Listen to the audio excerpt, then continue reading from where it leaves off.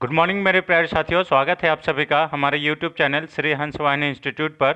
आज का तारीख है 7 नवंबर 2022 और इस दिन के करंट अफेयर्स का सभी अति महत्वपूर्ण प्रश्न हम लोग इस वीडियो में डिस्कस करेंगे।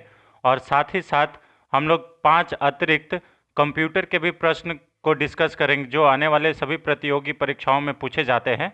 तो चलिए करंट अफेयर्स एक अनोखी सोच के साथ इस वीडियो को शुरू करते हैं, लेकिन उससे पहले आज का मोटिवेशन देख लेते हैं।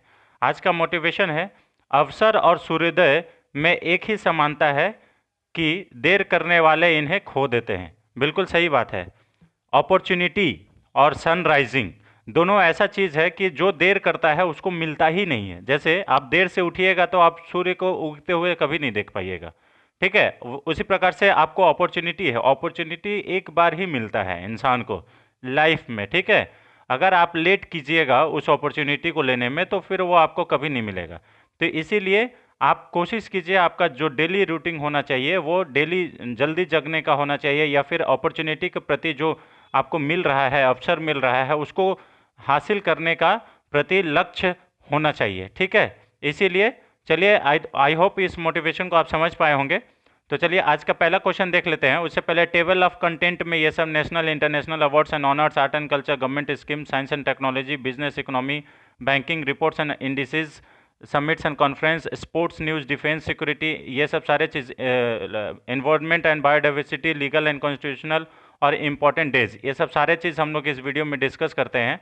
लेकिन चलिए आज का पहला क्वेश्चन देखते हैं। आज का पहला क्वेश्चन है, किसने ग्लोबल इन्वेस्टर्स मीट में इन्वेस्ट कर्नाटक 2022 का उद्घाटन किया है? तो आपको मालूम होगा ग्लोबल इन्वेस्टर मीट का आयोजन किया गया था अभी हाल ही में। तो यहाँ पे ग्लोबल इन्वेस्टर मीट में इन्वेस्ट कर्नाटक, मतलब कर्नाटक में इन्वेस्ट कीजिए, इसका उद्घाटन किसके द्वारा किया गया है? Option number A Narendra Modi, option number B Amit Shah, option number C Rajnath Singh, option number D Nitin Gadkari. तो इसका जो आयोजन है, ये उद्घाटन है नरेंद्र मोदी के द्वारा किया गया है। ऑप्शन नंबर ए इसका सही आंसर हो जाएगा, ठीक है। प्रधानमंत्री नरेंद्र मोदी के द्वारा इसका उद्घाटन किया गया है बेंगलुरु में।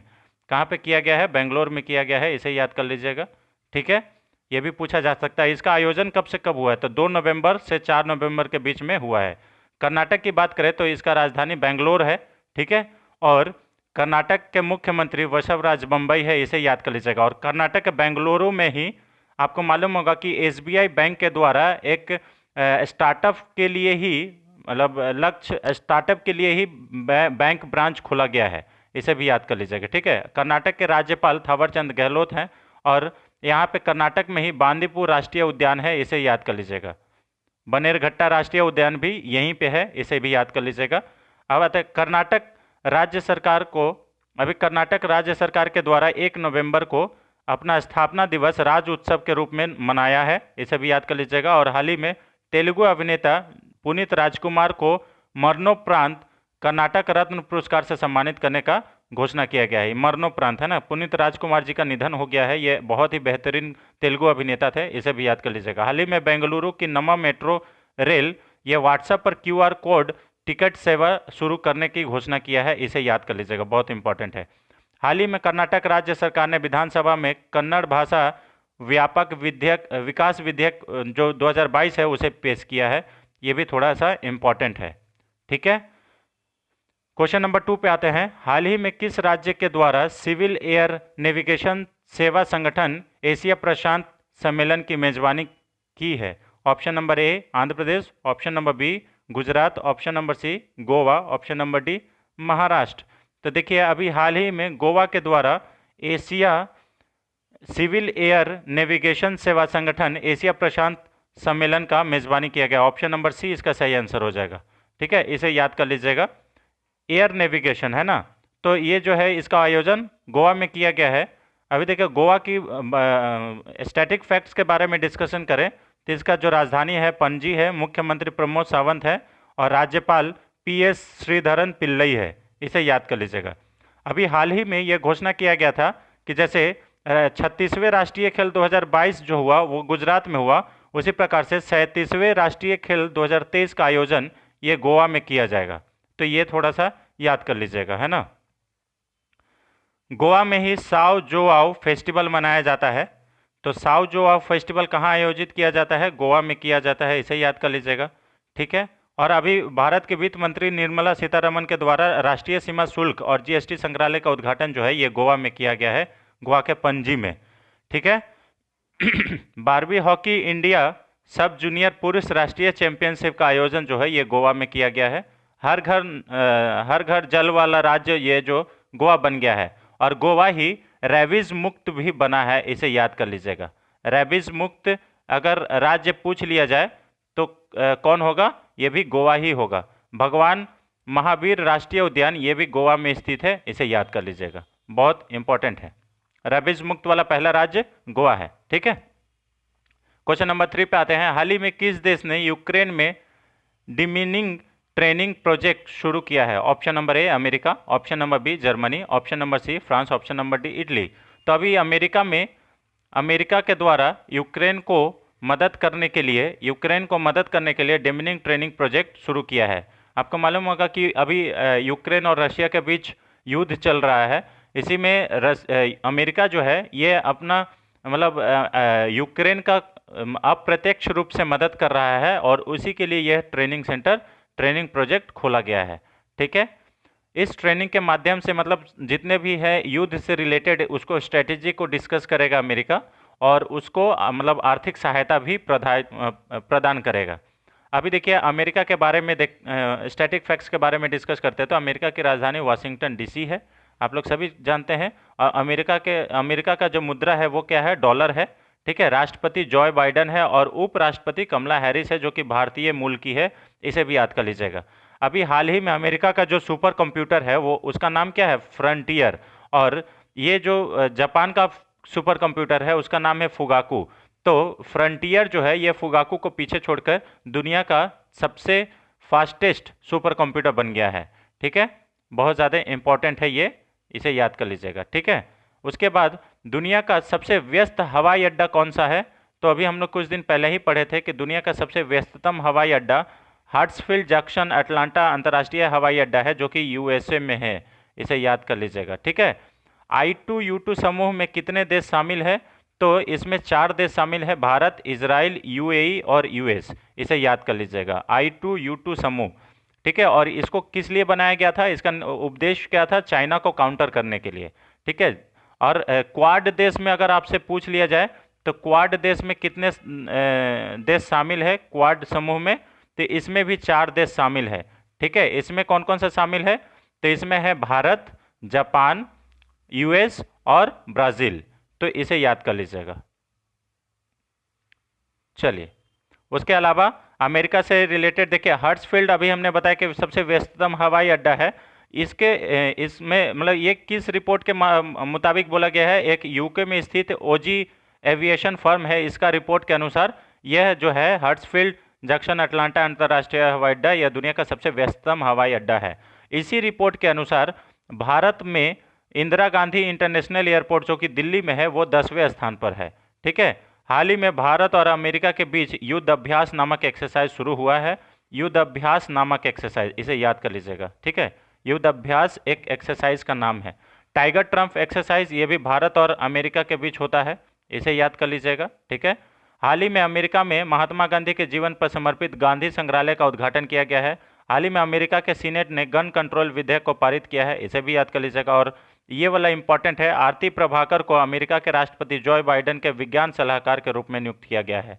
तो ये थोड़ा सा इंपॉर्टेंट है, आरती प्रभाकर को, है ना, बहुत ज़्यादा थोड़ा इंपॉर्टेंट है ना। वज्र प्रहार युद्ध अभ्यास ये भी भारत और अमेरिका के बीच में आयोजित होता है। ठीक है। युद्ध अभ्यास नामक ये तो मैंने बता दिया। और हाल ही में अमेरिका और दक्षिण कोरिया के बीच विजिलेंट स्टॉर्म नामक सैन्य अभ्यास शुरू हुआ है, इसे भी याद कर लीजिएगा, विजिलेंट स्टॉर्म। ठीक है। बहुत ज़्यादा इंपॉर्टेंट है। ठीक है। अभी देखिए क्वेश्चन नंबर 4 पे आते हैं। हाल ही में किसे फिक्की के नए अध्यक्ष के रूप में नियुक्त किया है? Option number A Shubhrakant Panda, option number B Dipendra Kumar, option number C Uday Kotak, option number D Vinayak Godse. तो अभी हाल ही में शुभ्रकांत पांडा को फिक्की के नए अध्यक्ष के रूप में नियुक्त किया गया है। ऑप्शन नंबर ए इसका सही आंसर हो जाएगा। ठीक है। अभी देखिए फिक्की की बात करें तो फिक्की का फुल फॉर्म क्या है? Federation of Indian chamber of commerce and industries. इसे याद कर लीजिएगा, कभी कभी फुल फॉर्म से भी एक क्वेश्चन बन जाता है। इसकी स्थापना 1927 ईस्वी में की गई थी। इसका मुख्यालय नई दिल्ली में है और वर्तमान में फिक्की के प्रेसिडेंट अगर पूछ लिया जाए तो राजीव मेहता है। इसे याद कर लीजिएगा, राजीव मेहता। और अध्यक्ष बने हैं सुब्रकांत पांडा। इसे याद कर लीजिएगा, ठीक है। उसके अलावा अभी रिसेंट अपॉइंटमेंट्स की बात करें तो अभी हाल ही में अडानी जो पोर्ट होल्डिंग है उसके नए सीईओ बने हैं अरुण बंसल, ठीक है। बीसीसीआई के 36वें अध्यक्ष कौन बने हैं तो रोजर बिनी बने हैं। इसे याद कर लीजिएगा। सॉरी फ्रेंड्स, हाल ही में दिवेंद्र राठौर ये जो है पेटीएम पेमेंट बैंक्स के अंतरिम सीईओ के रूप में नियुक्त किया गया है।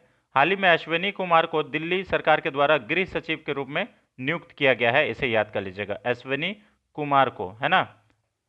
उसके बाद अभी और भी रिसेंट अपॉइंटमेंट्स है, उसे भी याद कर लेते हैं। किशोर कुमार मोटूपल्लू ये एसबीआई जनरल इंश्योरेंस के नए एमडी और सीईओ बने हैं। इसे याद कर लीजिएगा। अश्विनी कुमार हो गया। विनायक गोडसे जो है ये भारतीय डेटा सुरक्षा परिषद के नए सीईओ बने हैं। इसे याद कर लीजिएगा। और मृणालिनी श्रीवास्तव ये राष्ट्रीय आपदा प्रबंधन प्राधिकरण के निदेशक बनी है। इसे भी याद कर लीजिएगा, ठीक है।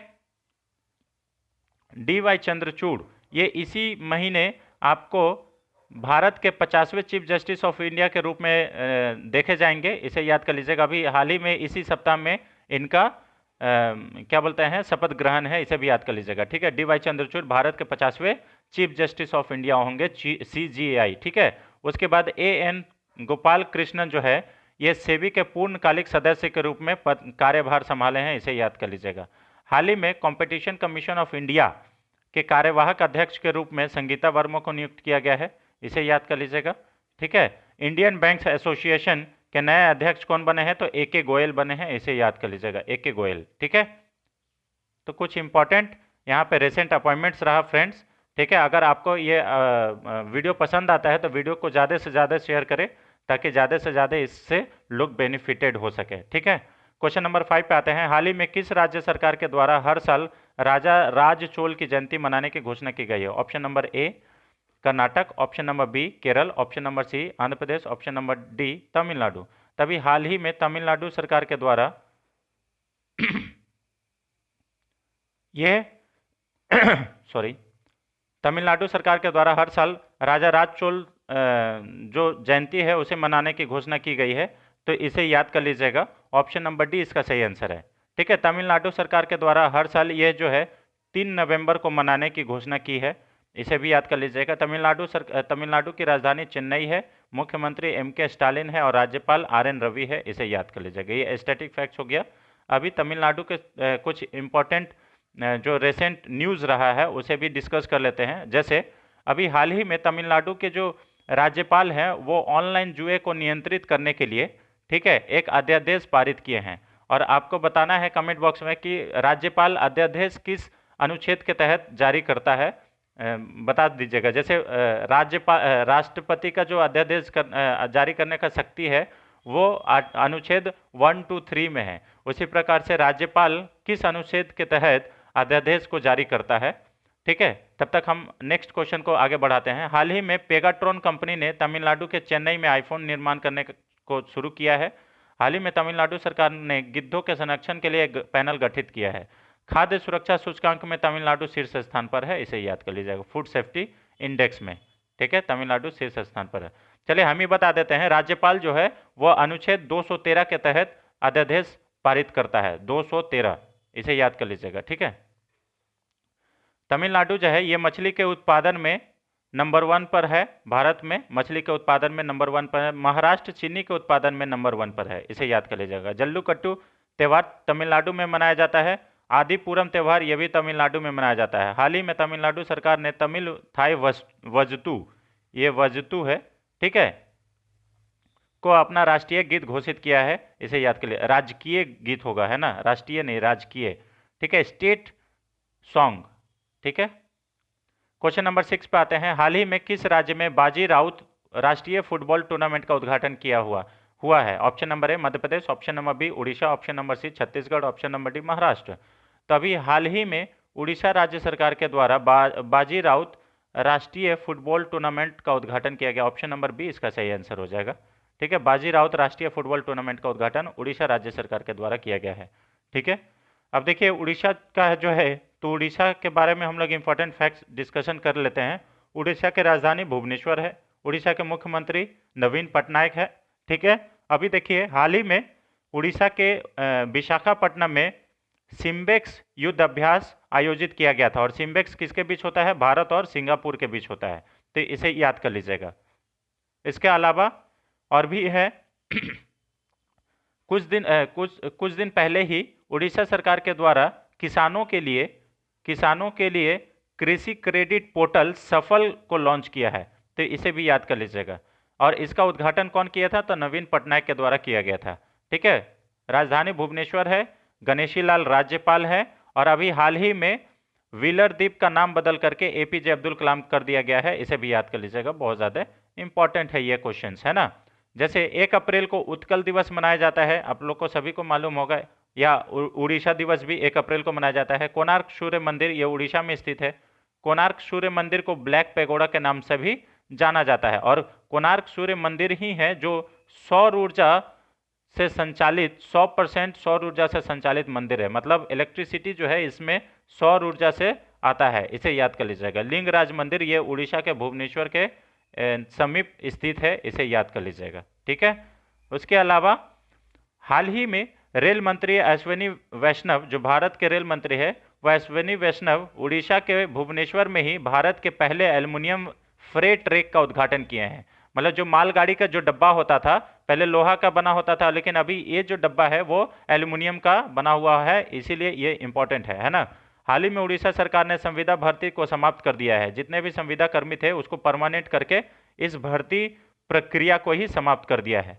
ठीक है, हाल ही में उड़ीसा सरकार के द्वारा हाथियों को ट्रैक पर आने से बचाने के लिए हैंगिंग सोलर फेंसिंग लगाई गई है, ये इंपॉर्टेंट है। और आपको एक ही स्थान पर अगर इतने सारे फैक्ट्स मिल रहे हैं तो आई होप, हमको लगता है कि आपको बहुत बेनिफिट देगा, और अगर ऐसा है तो आप ज़रूर इसे सबके साथ शेयर करें और हमारा भी मोटिवेशन ताकि बना रहे। ठीक है, इसके अलावा देखिए और भी उड़ीसा से रिलेटेड फैक्ट्स है। जैसे उड़ीसा के कलिंगा स्टेडियम में फीफा अंडर-17 महिला विश्व कप का आयोजन हुआ था, इसे याद कर लीजिएगा। अंडर-17 महिला विश्व कप का आयोजन हुआ था। उड़ीसा के मुख्यमंत्री नवीन पटनायक ने ही फुटबॉल फॉर ऑल नामक कार्यक्रम को शुरू किया है। नलवन वाइल्ड लाइफ सेंचुरी उड़ीसा में स्थित है। चिल्का झील जो कि भारत की सबसे बड़ी खारे पानी की झील है, वो भी उड़ीसा में ही स्थित है। विश्व प्रसिद्ध रथ यात्रा यह उड़ीसा में मनाया जाता है, इसे याद कर लीजिएगा। ठीक है, और इसमें 3 रथ होते हैं, वो कौन कौन से होते हैं आप लोग जरूर बताइएगा। ठीक है, क्वेश्चन नंबर 7 पे आते हैं। ये भी बहुत इंपॉर्टेंट फ्रेंड्स क्वेश्चन है फ्रेंड्स, क्योंकि भारत और इजराइल के जो रिश्ते हैं वो बहुत ही अच्छे हैं। ठीक है, हाल ही में इजराइल के नए प्रधानमंत्री कौन बने हैं? Option number A Benjamin Netanyahu, option number B Luiz Inacio Lula da Silva, option number C Rishi Sunak, option number D इनमें से कोई नहीं। तो अभी फिर से बेंजामिन नेतन्याहू जो इजराइल के प्रधानमंत्री बन गए हैं। इनसे पहले कौन थे? नफ्ताली बेनेट थे, जो कि कुछ साल के लिए ही प्रधानमंत्री बने थे। ठीक है, तो इजराइल के नए प्रधानमंत्री कौन बने हैं? बेंजामिन नेतन्याहू, ऑप्शन नंबर ए इसका सही आंसर हो जाएगा। ठीक है, इजराइल के नए प्रधानमंत्री बेंजामिन नेतन्याहू बने हैं। अच्छा, इजराइल की राजधानी यरूशलेम है, और भारत तेल अवीव को भी राजधानी मानता है, इसे याद कर लीजिएगा। ठीक है, इजराइल की मुद्रा इजरायली न्यू शेकेल है। इजराइल हाल ही में ब्राजील के नए राष्ट्रपति कौन बने हैं? तो लुइस इनासियो लूला डिसिल्वा, ये ब्राजील के नए राष्ट्रपति बने हैं, ब्राजील के। ठीक है, लुइस इनासियो लूला डिसिल्वा। ठीक है, इसे याद कर लीजिएगा। अच्छा, यूके के नए प्रधानमंत्री कौन बने हैं? तो ये भारतीय मूल के ऋषि सुनक बने हैं, इसे याद कर लीजिएगा। बहुत ज़्यादा मतलब इंपॉर्टेंट है। और ये कौन सा पार्टी से बिलोंग करते हैं? कंजर्वेटिव पार्टी से बिलोंग करते हैं। इटली की पहली प्रधानमंत्री कौन बनी है? महिला प्रधानमंत्री, तो ये जियोर्जिया मेलोनी बनी है, इसे याद कर लीजिएगा। इराक के नए राष्ट्रपति कौन बने हैं? अब्दुल लतीफ राशिद बने हैं। ये कुछ रिसेंट अपॉइंटमेंट्स है जो कि मतलब पूछे जा सकते हैं। ठीक है, चलिए इसके अलावा क्वेश्चन नंबर 8 पे आते हैं। हाल ही में किसे भारतीय सेना के दक्षिणी कमान के प्रमुख के रूप में नियुक्त किया गया है?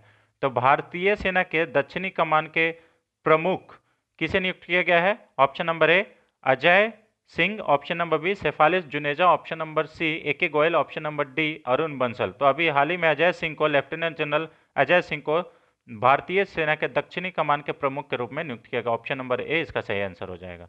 ठीक है, देखिए शेफाली जुनेजा जो है, अगर और भी एक बात करें कि शेफाली जुनेजा क्या है, तो यह संयुक्त राष्ट्र की वायु परिवहन समिति की अध्यक्ष मतलब नामित हुई है, चुनी गई है, इसे याद कर लीजिएगा। ठीक है, ये बहुत इंपॉर्टेंट है, यूनाइटेड नेशन में जो वायु परिवहन समिति है उसके अध्यक्ष बनी है। ठीक है, तो थोड़ा इंपॉर्टेंट है। क्वेश्चन नंबर 9 पे आते हैं। हाल ही में किस पैरामिलिट्री फोर्स में पहली बार 2 महिला अधिकारियों को IG रैंक पर पदोन्नत किया गया है, मतलब प्रमोशन दिया गया? Option number A CRPF, option number B BSF, option number C CISF, option number D NSG। तभी हाल ही में CRPF में 2 महिला को IG रैंक, ठीक है, IG रैंक पर पदोन्नत किया गया है। ऑप्शन नंबर ए इसका सही आंसर हो जाएगा। ठीक है इंस्पेक्टर जनरल ऑफ पुलिस है ना, IG।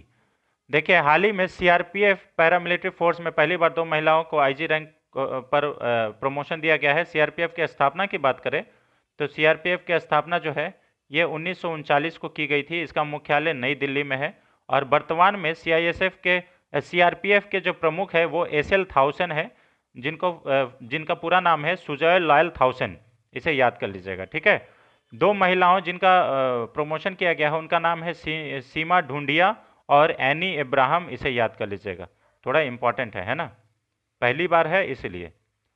क्वेश्चन नंबर 10 पे आते हैं फ्रेंड्स। हाल ही में विश्व सुनामी जागरूकता दिवस कब मनाया गया है? ऑप्शन नंबर ए 2 नवंबर, ऑप्शन नंबर बी 4 नवंबर, ऑप्शन नंबर सी 5 नवंबर, ऑप्शन नंबर डी 8 नवंबर। तो विश्व सुनामी जागरूकता दिवस ये जो है ये 5 नवंबर को मनाया गया है। ऑप्शन नंबर सी इसका सही आंसर है। ठीक है, जागरूकता मतलब सुनामी के महत्व को, मतलब सुनामी के बारे में जागरूकता फैलाने के लिए हर साल 5 नवंबर को यह दिवस मनाया जाता है। तो ऑप्शन नंबर सी इसका सही आंसर हो जाएगा। ठीक है, चलिए अब यहां से कंप्यूटर्स के प्रश्न को भी डील कर लेते हैं।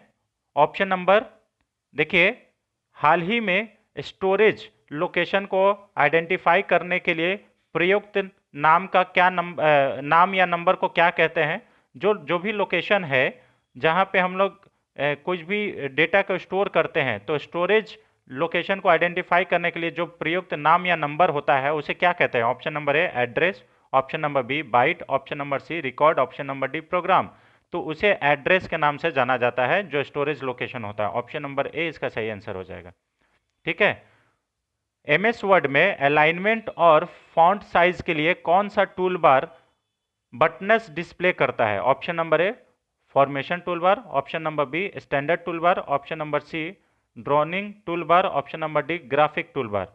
तो जो MS वर्ड है उसमें अलाइनमेंट या फिर फॉन्ट साइज को जो फॉन्ट साइज के लिए जो टूल बार यूज होता है वो फॉर्मेशन टूल बार होता है, इसे याद कर लीजिएगा। ऑप्शन नंबर ए इसका सही आंसर हो जाएगा। ठीक है, रैम निम्नलिखित में से एक उदाहरण है। रैम क्या है? Option number A non volatile memory है, option number B volatile memory है, option number B C cache memory है, या option number D virtual memory है। तो रैम जो है जिसका फुल फॉर्म है रैंडम एक्सेस मेमोरी, वह एक वॉलेटाइल मेमोरी है। ऑप्शन नंबर बी इसका सही आंसर है। ठीक है, वॉलेटाइल मेमोरी है। क्वेश्चन नंबर 4 पे आते हैं। प्रोग्रामिंग लैंग्वेज को ट्रांसलेटर की जरूरत नहीं होती है। किस प्रोग्रामिंग लैंग्वेज को ट्रांसलेटर की जरूरत नहीं होती है? Option number A basic, option number B high level language, option number C assembly language, या option number D machine language. तो इसको आप लोग बताइएगा। एक क्वेश्चन, अच्छा अब इससे क्या होगा कि आज के बाद से एक क्वेश्चन कम से कम आपसे एक क्वेश्चन पूछ लेंगे कंप्यूटर के बारे में भी। तो आई होप इसका अगर आप आंसर दे पाएंगे तो बढ़िया होगा। चलिए आज से ही शुरू करते हैं। इसका क्वेश्चन क्या है?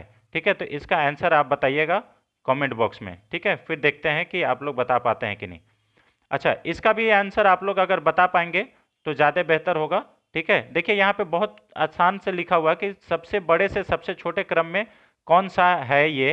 तो आपको स्टोरेज और यूनिट के बारे में बताना है, मतलब सबसे बड़ा कौन सा है इनमें से, दिया हुआ में से कौन सा बड़ा है। हालांकि टीबी से भी बड़ा होता है, लेकिन अभी जो दिया हुआ है उसमें से कौन सा बड़ा है। तो option number A TB, GB, MB, KB, option number B TB, MB, GB, KB, option number C GB, TB, MB, KB, option number D TB, GB, KB, MB. तो देखिए एमबी का मतलब किलो, केबी का मतलब किलोबाइट, एमबी का मतलब megabyte, GB का मतलब गीगाबाइट और टीबी का मतलब टेराबाइट। तो ये जो है आपको मालूम होगा कि केबी जो है ये सबसे छोटा तो नहीं है, लेकिन जो दिया हुआ प्रश्न है, जो दिया हुआ ऑप्शन है उसमें सबसे छोटा है। तो ऑप्शन नंबर मेरे हिसाब से आप बताइएगा कि आपको आंसर देना है हालांकि, लेकिन फिर भी इसका आंसर हमने बता दिया, एक क्वेश्चन तो पूछ लिया है, इसका आंसर है ऑप्शन नंबर ए। सबसे पहले देखिए यहाँ पे बड़ा से छोटा पूछा गया, तो इसमें से सबसे बड़ा कौन सा है, टीबी है, और सबसे छोटा कौन सा है, तो केबी है। तो यही आंसर सबसे सटीक है, ये भी याद कर लीजिएगा, ठीक है। और देखिए उसके बाद टीबी के बाद बड़ा कौन सा होता है, टीबी का मतलब जस्ट पहले तो जीबी, फिर जीबी से जस्ट पहले एमबी, और सबसे मतलब इसमें से दिया हुआ में से सबसे छोटा केबी होता है। तो इसे याद कर लीजिएगा। चलिए, तो ये रहा फ्रेंड्स आज का 15 अति महत्वपूर्ण प्रश्न। आई होप आपको वीडियो पसंद आ रहा होगा और हमारा ये मेहनत आपको अच्छा लग रहा होगा। अगर मेहनत अच्छा लग रहा है तो आप ज़्यादा से ज़्यादा इस प्रश्न को, इस वीडियो को शेयर करें, लाइक करें, और जितना हो सके उतना कमेंट करें। और हाँ, जो क्वेश्चन आपसे कमेंट बॉक्स में हम पूछे हैं, एक अध्यादेश के बारे में पूछे हैं और एक कंप्यूटर का प्रश्न जो था उसे पूछे हैं, उसे आप लोग ज़रूर कमेंट बॉक्स में बताइएगा। इससे हमें भी मालूम चलेगा कि आप लोग पढ़ाई कर रहे हैं और सीरियस है अपने लक्ष्य के प्रति। ठीक है, आप लोग जरूर कुछ बनेंगे, हमें ये आशा है। और जिस दिन बनेंगे उस दिन आपके माता पिता के आंखों में आंसू जो होगा, वो खुशी के आंसू, वो सबसे अनमोल होगा, ये हम आशा करते हैं। और मिलने के बाद जो मज़ा आएगा वो अलग ही अद्भुत होगा। ठीक है, तो आई होप आपको ये वीडियो सच में अच्छा लग रहा है, तो बिल्कुल मतलब शेयर कीजिए इसको ज़्यादा से ज़्यादा, जितने भी आपके फैमिली फ्रेंड्स हैं, कॉलेज के फ्रेंड, ट्यूशन फ्रेंड, उसको भी ये वीडियो को शेयर करिए और लाइक और सब्सक्राइब करने को बोलिए। ठीक है, चलिए, थैंक्स फॉर वॉचिंग, मिलेंगे नेक्स्ट वीडियो में। Thank you so much. जय हिंद, जय भारत।